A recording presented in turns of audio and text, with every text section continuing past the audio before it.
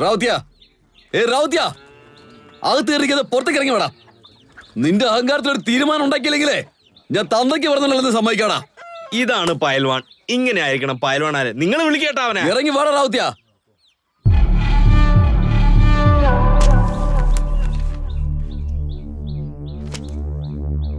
അല്ല, എവിടെയോ പട്ടി കുരയ്ക്കുന്ന സൗണ്ട് കേൾക്കുന്നുണ്ടല്ലോ. എടാ, നിങ്ങൾ എന്നിട്ട് സംസാരിച്ചു കണ്ടോ? നിങ്ങളെ തന്നെയാ പട്ടി എന്ന് പറഞ്ഞത്. വായിൽ നാക്കൊണ്ട് മര്യാദയ്ക്ക് സംസാരിക്കണം. ജീവിതകാലം മുഴുവൻ തോറ്റിട്ട് ഒറ്റ പ്രാവശ്യം ജയിച്ചത് കൊണ്ട് എന്റെ വീടിന്റെ മുമ്പ് വരുന്നുണ്ട്. ഇതാണടാ നീ. ഇതേ നോക്ക്, നിന്റെ അനിയനാണല്ലോ ഒരു പെണ്ണിനോടാണ് കരുത്ത് കാണിക്കാൻ ചെന്നത്. നാണോ ഇല്ലടാ നിനക്ക്? ഒരു പെണ്ണിന്റെ അടുത്ത് പോയാണോടാ പ്രശ്നം ഉണ്ടാക്കിയ? എടാ, അത് എന്റെ ജോലിയാടാ. അവരിവിടുത്തെ കുട്ടികൾക്ക് പാഠം പഠിപ്പിച്ചു കൊടുക്കാൻ വേണ്ടി വന്നവരാണ്. ഇനി അവരുടെ നേരെ എങ്ങാനും തോന്നിയാസം കൊണ്ട് ചെന്നാ രണ്ടുപേർക്കും ജയിലിലേക്കുള്ള വഴി കാണിച്ചു തരും.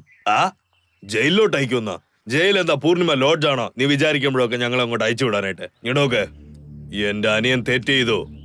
അവനെ പറഞ്ഞ് ഞാൻ മനസ്സിലാക്കിയോളാം. നീ പോ. ഇനി ഒരു പ്രാവശ്യം കൂടി ഇങ്ങനെ നടന്നോ ഈ ഫയൽമാന്റെ കരുത്ത് എന്താന്ന് രണ്ടുപേർക്ക് ഞാൻ കാണിച്ചു തരും.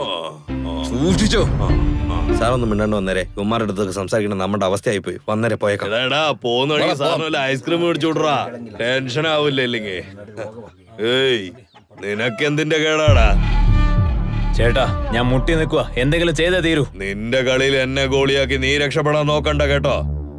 ഇവിടെ ഒന്നാമത്തെ പ്രശ്നം വേറെ രീതിയാ പോയിക്കൊണ്ടിരിക്കുന്നത്.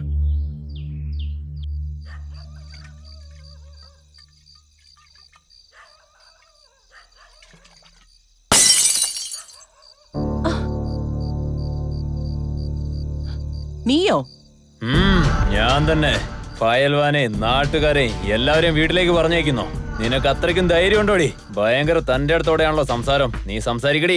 നീ എന്ത് ചെയ്താലും ഞാൻ പേടിക്കൊന്നും വിചാരിക്കണ്ട. ഈ സ്ഥലം എന്റേതാ, ഈ വീട് എന്റേതാ, ഈ സ്കൂളും എന്റേതാ. ഞാൻ എന്നും ഇങ്ങനെ ധൈര്യമായിട്ട് തന്നെ നിൽക്കും. ഒച്ച ഉയർത്തി സംസാരിക്കണ്ട. എന്നെ നീ ഒരു സ്കൂൾ ടീച്ചറായി മാത്രമേ കണ്ടിട്ടുള്ളൂ. എന്റെ മറ്റൊരു മുഖം നിനക്ക് അറിയില്ല.